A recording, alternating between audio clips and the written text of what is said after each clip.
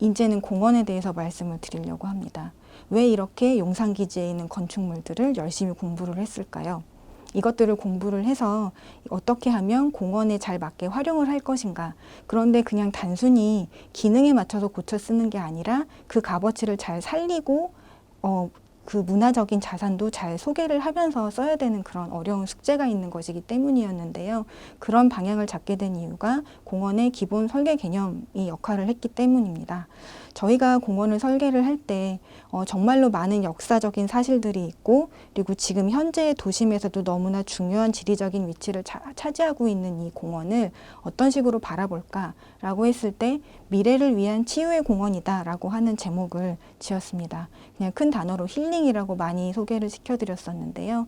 아픈 역사를 우리의 지금 관점에서 공부하고, 그리고 그 역사를 우리에게 소중한 자산이 되도록 회복을 시켜서 사용하자는 것이 큰 취지라고 보시면 될 것 같습니다. 크게 생태의 회복, 역사의 회복, 도시의 회복, 이렇게 세 가지 테마를 잡아서 공원 설계안을 진행을 했었는데요. 역사의 회복이 건축물과 연관하여 앞서 계속 말씀드린 부분과 연관이 있을 것 같고, 이후에도 오늘은 자세히 좀 설명을 드리려고 합니다. 근데 이것 이외에도 원래 이쪽 지역은 남산자락과 둔지산자락이 흘러내려오는 산 아래에 저지대였어요. 도성 바뀌니까 그냥 자연스러운 생태, 그리고 그 안에 작은 조선인들의 마을이 좀 섞여 있는 그런 곳이었는데, 갑작스럽게 도시 조직으로 이제 형성이 되면서 그런 생태가 많이 파괴가 됐겠죠. 자연 지형도 무너지고, 그러한 생태를 다시 회복시키자고 하는 것이 생태공원이기에 굉장히 중요한 개념 중에 하나였고요. 또 하나는 외국 군의 기지로 사용이 되는 동안 그냥 담장으로 둘러싸여진 채 주변의 서울 도시는 근대화를 맞이하면서 변하게 됩니다. 그러다 보니 도시 조직 안에 섬처럼 지금 아무 관계없이 고립되어 있는 이 거대한 땅을 다시 도시와 만나는 관계를 회복시켜주는 것이 도시의 회복입니다. 이렇게 큰 세 가지의 테마로서 공원 계획안이 진행이 되었고요. 어쨌든 오늘 저의 역할은 역사의 회복 부분, 건축물과 문화적 자산을 어떻게 공원 안에서 활용할 것인가에 대한 부분을 마저 말씀을 드리려고 합니다. 기존 건축물 중에 기존 건축물을 활용해서 공원을 짓는다고 말씀을 드렸는데요. 이렇게 많은 건물이 남아 있습니다. 까만색, 빨간색으로 표현된 곳. 이게 그대로 다 남아 있을 수는 없기 때문에 이 중에 중요한 건물들을 공원의 시설로 활용을 하고 나머지는 좀 부서서 없어지는 부분이 생기겠죠. 하지만 이 과정을 통해서 역사적인 건축과 장소를 도시의 일상에서 만날 수 있는 장소로 전환을 시키는 그런 계기를 만들어줄 수 있을 거라 생각을 합니다. 그리고 건물 이외에도 이렇게 많은 기념물과 시설물이 있습니다. 군의 역사와 관련된 그런 기념물들이 많이 있는데요. 이것 역시 보존하고 공원의 시설로서 혹은 전시품으로서 재활용을 해서 사람들이 볼 수 있는 것으로 계획안이 진행이 되고 있습니다.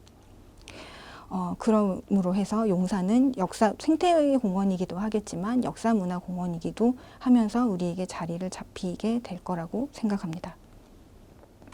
말씀드린 것처럼 안에 있는 건물을 어떻게 활용하는 거에 첫 번째는 어떤 건물을 살려서 남기고 쓸 것인가 였습니다. 그래서 그 현장 조사를 통해 그리고 문헌 자료를 통해 공부한 내용을 바탕으로 그 중요도에 대한 값어치를 매기고 거기에서 사용할 수 있는 건물, 존치할 수 있는 건물을 고르는 작업을 가장 처음에 진행을 하였습니다. 한번 부서지면 없어지는 건물이기 때문에 신중해야 되겠죠. 그래서 1, 2, 3단계의 3단계로 나뉘어서 또 전문가분들의 자문도 받으면서 이제 1차적인 결론이 나 있는 상황입니다. 지금 코로나 때문에 좀 활발히 되지는 못했지만 기지 내 버스 투어라든지 임시공원을 운영을 하면서 얻는 그런 의견들을 바탕으로 해서 이 부분들은 최종적인 결정과 보완이 아마도 진행이 될 예정입니다. 그렇게 해서 고른 건물들을 그냥 고쳐 쓰는 게 아니라 그 보존 가치에 따라서 중요도를 매겨서 그룹을 나누고요.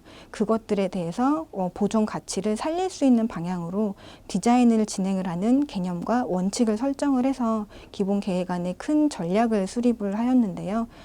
크게는 박제처럼 그냥 바라보는 것이 아닌 건축물은 활용을 하고 사용을 함으로써 그 값어치를 좀 더 알 수 있게 되는 것이 중요하기 때문에 건축물의 원형과 중요한 것들을 잘 살리는 정통성을 유지를 하고 그리고 그거에 공원의 기능에 맞춰서 잘 활용을 하되 예전에 있었던 시대와 그리고 우리가 미래를 준비하기 위해서 고쳐지는 부분들을 잘 구분을 하고 잘 조화가 이루어질 수 있게 하는 것들의 원칙을 내세워서 디자인의 기본 전략을 수립을 하였습니다. 그 수립한 전략 중에 이제 세 그룹으로 나눠진 것 중에 하나가 원형 복원 활용이라고 하는 전략 A입니다.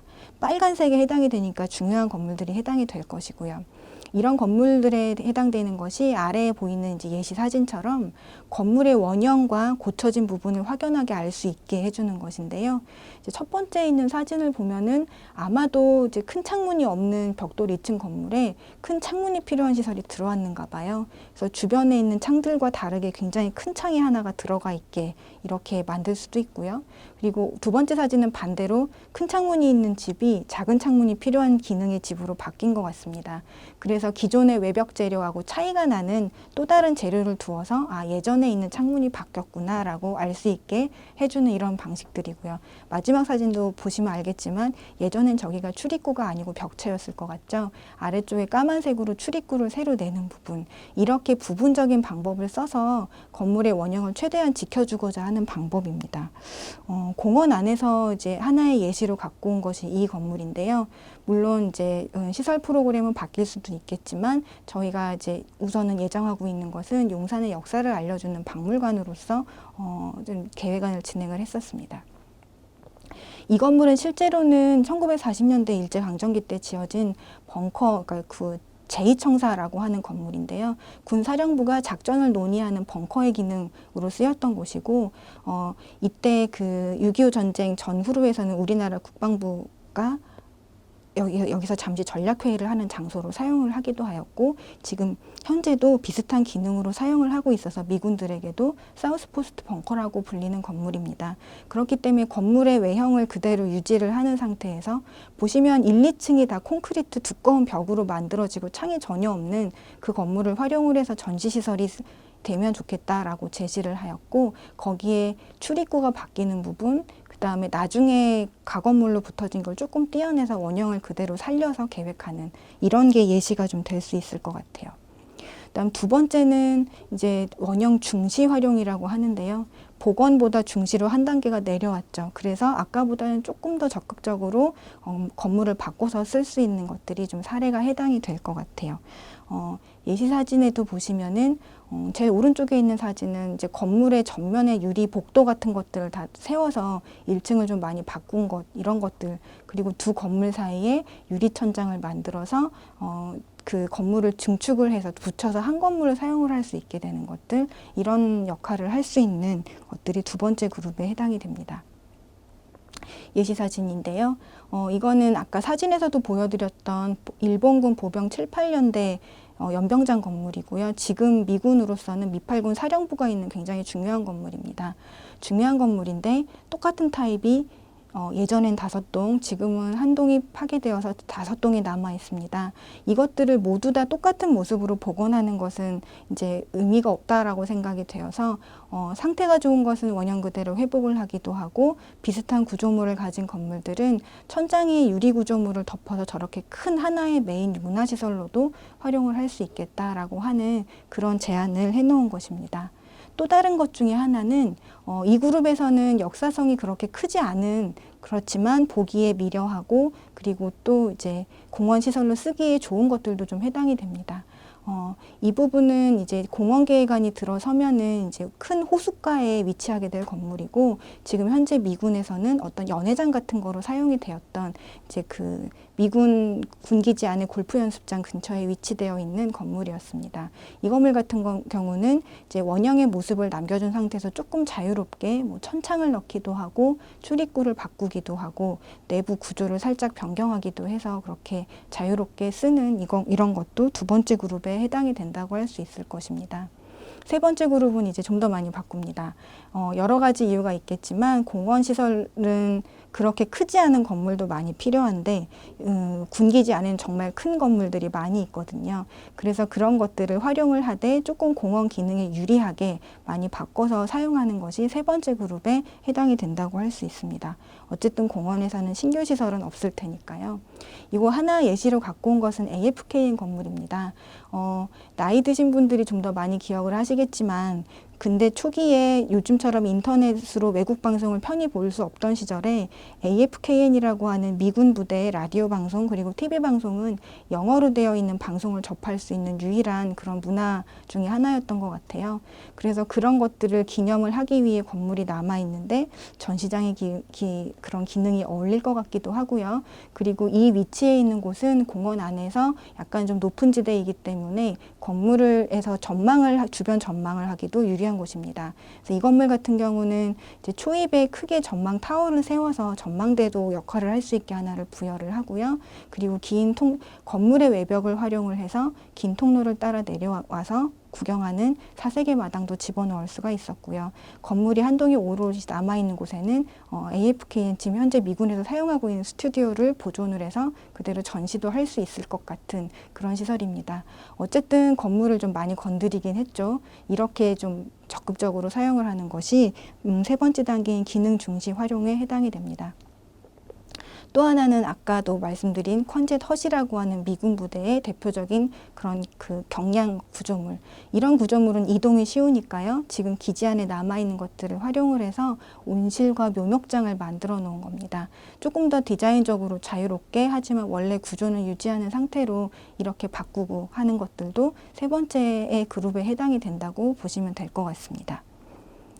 그리고 마지막에 하나가 더 있습니다. 건물로서 쓰는 것은 그렇게 세 가지가 전부인데요. 마지막에 해당되는 해체적 활용이라고 하는 것은 어쩔 수 없이 공원이기 때문에 남아있는 건물보다 없어지는 건물이 훨씬 많습니다. 하지만 그 건물이 있던 자리가 아무 흔적도 없이 사라지면 이곳이 원래 군기지였다는 걸 기억을 하기가 어렵겠죠. 그래서 그 건물이 남아있는 바닥이라든지 건물의 구조물을 일부를 활용을 해서 공원의 외부 시설로서 최대한 남기고자 하는 것, 이것에 해당되는 것이 해체적인 활용에 해당된다고 보시면 될 것 같습니다. 근처에 우리도 이제 선유도 공원처럼 그렇게 기존에 있는 시설들을 활용한 공원들이 만들어지고 있기 때문에 충분히 자연스럽게 또 멋지게 만들어줄 수 있을 거라고 생각을 합니다. 공원에서는 그래서 이러한 지도를 만들어서 테마 마당처럼 많은 주제들을 좀 만들었고요. 오른쪽에 있는 사진처럼 꽃밭 한가운데 있는 돌바닥, 사람들이 앉아서 돗자리 피고 쉴 수도 있겠지만 실제 건물 자리였을 것 같고요. 두 번째는 호수에 있는 저 건물 바닥입니다. 저 건물 바닥을 사람들이 중간에 와서 구경을 할 텐데 실제 저 장소는 조선시대 때 최초의 근대 벽돌 공장이 있었을 것으로 추정되는 와서터의 자리를 남겨놓은 것이고요. 또 그 밑에 사진을 보시면 숲속에도 뭐 나무 바닥 같은 게 있어요. 저기에도 건물이 있던 자리를 그 바닥과 건물의 벽의 일부를 좀 기댄 벽으로 써서 사람들이 캠핑을 왔을 때 쉴 수 있는 그런 이제 휴게하는 장소가 될 수도 있기도 하고요. 제일 오른쪽에 있는 것에 보면은 계곡물이 지나가는 바위 틈 사이로 그냥 콘크리트 바닥 같은 게 하나 쩍 갈라져 있습니다. 건물이 있던 자리인데 작은 폭포를 만들기 위한 어떤 조형물로서 저렇게 활용을 할 수도 있을 것 같고, 이렇게 다양한 방법으로 건물이 있었던 자리들을 그 공원에 있는 시설의 일부로서 활용을 함으로써 이것이 나중에 생태공원으로 모두 바뀌어진다 하더라도 이곳에 어떠한 일들이 있었는지 어떠한 변화를 겪었는지에 대한 기억을 남길 수 있게 하는 그런 계획안을 열심히 만들고 있습니다. 그렇게 해서 올해도 한 차례 보완이 되겠지만 최종적으로 만들어질 공원이 들어서면 이렇게 커다란 녹지가 생기게 될 것 같아요. 남산에서 한강까지 연결되기가 아주 쉬워 보입니다. 근데 이런 공원에 국가공원 제1호의 국가공원이기도 하기 때문에 또 지금에 있는 시설들을 우리가 잘 알고 있지 못하는 시설들을 어떻게 고쳤을 것인가 하는 것은 어떠한 설계자나 디자이너 한 사람의 의견으로 만들어질 수는 없을 거라 생각합니다. 그렇기 때문에 많은 분들이 이렇게 내용을 봐주시고 의견을 주신 것들을 하나씩 모아서 계획안에 반영을 한다면 진정한 국가공원으로서 만들어질 수 있는 날이 가까워 올 거라고 생각합니다. 여기까지 말씀드리겠습니다.